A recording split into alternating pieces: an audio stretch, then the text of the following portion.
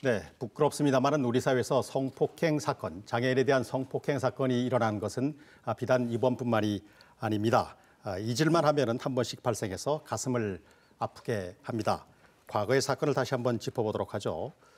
먼저 영화와 소설로 너무나 유명한 도가니 사건, 광주의 청각장애인 학교에서 벌어진 사건이 있었습니다. 이 사건 좀 소개를 해주실까요?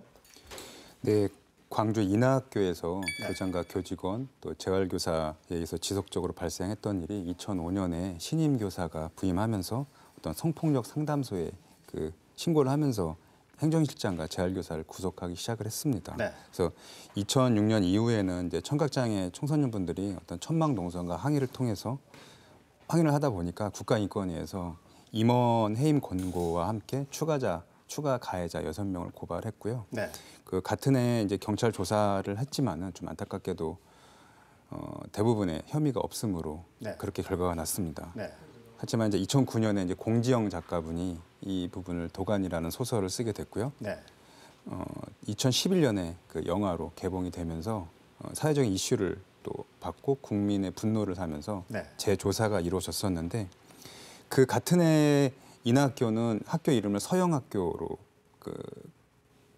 세탁하려는 시도와 더불어서 청각 언어 장애 학교에서 좀 더 폭넓게 지적장애 학교로 넓히려는 의도가 있었지만 교육부에 의해서 2012년에 폐교되었습니다. 그래서 현재 2014년에는 그 목격자가 나타나면서 행정실장만 구속된 상황이고요.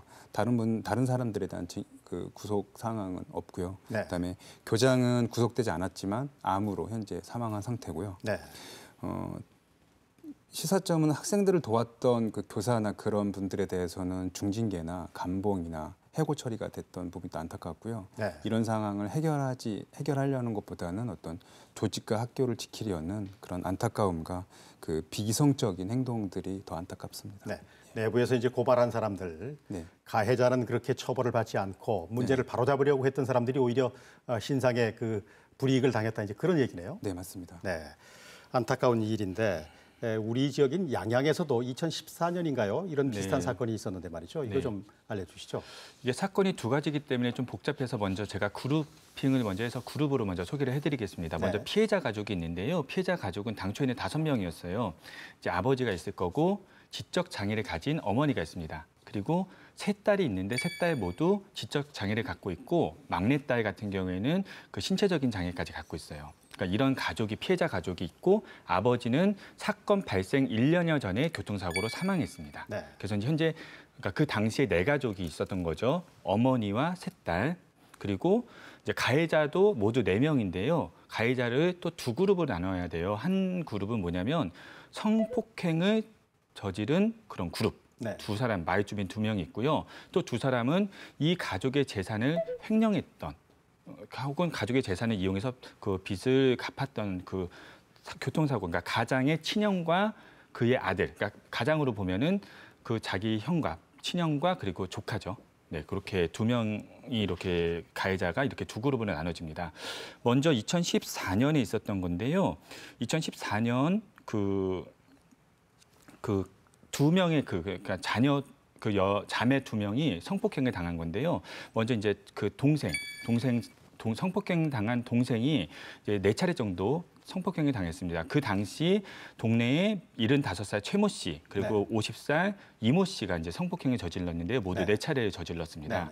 그리고 그 언니한테도 75살 최모 씨가 한 차례 성폭행을 저질러서 모두 5차례 성폭행이 있었습니다. 근데 이건 어떻게 밝혀지게 됐냐면 결국 동생이 4차례 성폭행을 당하고 나서 임신을 하게 돼요. 그러니까 동네에 있는 마을에 계시는 목사님이 임신 사실을 알고 이를 신고한 겁니다. 그렇게 해서 밝혀지게 됐어요. 밝혀지게 됐고 당연히 이제 그들은 처벌을 받았겠죠. 또 하나는 뭐냐면 그 아까 말씀드렸던 가장의 친형 그리고 친형과 그 아들, 그러니까 조카 이 2사람이 이 피해자 가족의 재산을 갖다가 이용해서 뭐 본인 뭐 담보 대출을 받고 그걸로 뭐 빚을 갚고 막 이런 사건이 있었어요. 이 집이 꽤 그 재산이 많아서 땅과 축사가 있는데 이것이 합쳐서 모두 한 40억 원대의 어떤 재산이라고 합니다. 이 재산을 이용해서 담보대출을 받아서 10억 8천만 원 정도의 대출을 받았어요. 10억 6천만 원이요. 6천만 원의 대출을 받아서 어쨌든 빚을 변제하는 등 횡령을 했고요. 뭐 또한 더욱 인면수심의 그런 결과는 뭐냐면 그 교통사고를 당했으니까 뭐 보험금이라든가 형사합의금 같은 거 있잖아요. 9천만 원. 그리고 이 가족들의 장애연금 1,000만 원 정도를 횡령했습니다. 빼돌렸습니다. 결국에는 이렇게 돼서 이들도 구속됐습니다. 이것은 또 어떻게 발견이 됐냐면 역시 그 해당 목사님이 이 집을 가정방문을 했는데 집 재산에 비해서 너무 열악하게 살고 있는 거예요. 막 추운데도 난방도 못하고 이렇게 살고 있으니까 어떻게 된 건지 이제 확인하는 과정에서 일어났고요. 결국에는 경찰이 범죄 피해자 지원센터와 연계를 해서요. 이들이 가정의 의료비와 생계비를 지원해 주는 것은 물론 영구임대 아파트로 이주하게 된 그런 사안입니다. 네.